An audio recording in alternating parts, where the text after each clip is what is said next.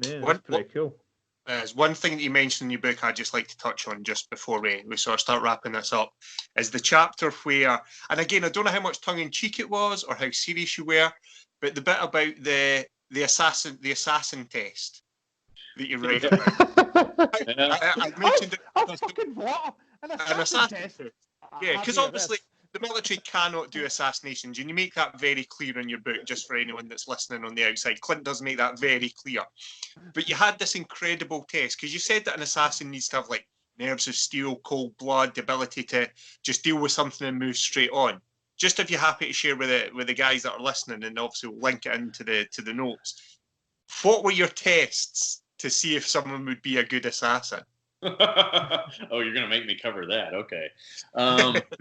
So yeah, during the last part of my time in last couple of years, that's where I kind of reveal the Violent Nomad was a code name that I had personally given to this program that I was trying to sell, right? I was like, here I am, I'm at the tip of the spear in the special operations world.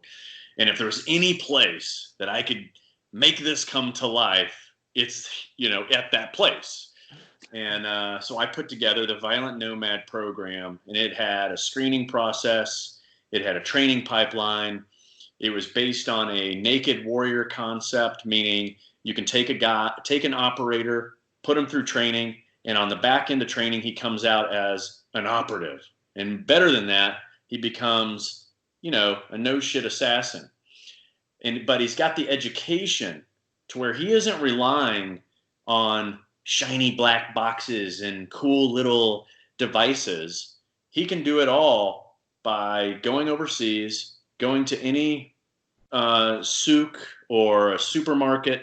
He can buy all the stuff he needs, put it all together, and still complete the mission, right? So I put years, and a lot of this was based on my own experience going overseas and working alone, that I was like, wow, I'm getting so close to these bad guys. Why don't I just fucking kill them while I'm here?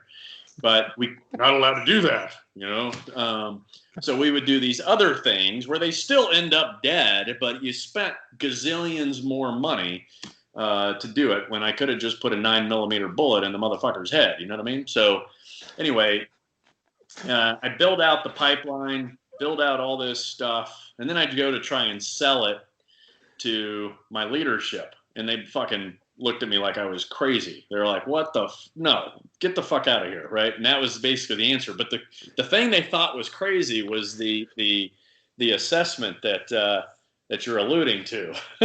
So the assessment would have happened down at probably somewhere around Fort Bragg, where they had the Special Operations Medical School.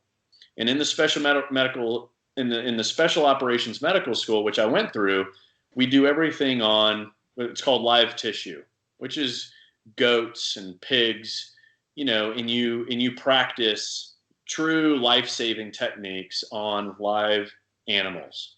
Their anatomy is pretty close to ours, believe it or not. So you can do a lot of the procedures, and then the next time, if you have to do it on a human casualty, then of course, you'll probably do it correctly and probably save a life, right? So it's good training, it's good stuff. So knowing that they have goats and all this stuff, I was like, well, hell, the assessment would be you come in, business casual, you do an interview with someone, right? Hey, what's your name? Hey, I'm Clint. Okay, da-da-da-da-da. Nice and calm, ask a bunch of questions. Some of them may be stress-oriented, normal interview.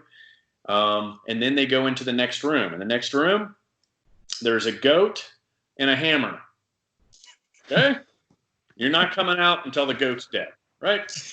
And then as soon as you're done with that, then you go into another room, and it's another interview. Hi, how are you today? Oh, I'm good.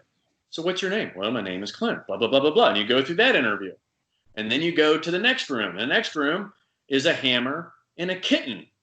And then you're not coming out until it's dead, and then you go.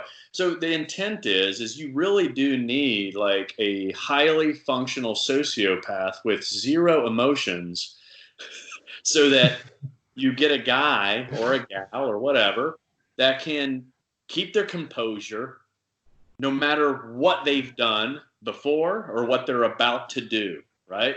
And so there was one little piece in there that, you know, they were like, yeah, I think it's time for you to retire.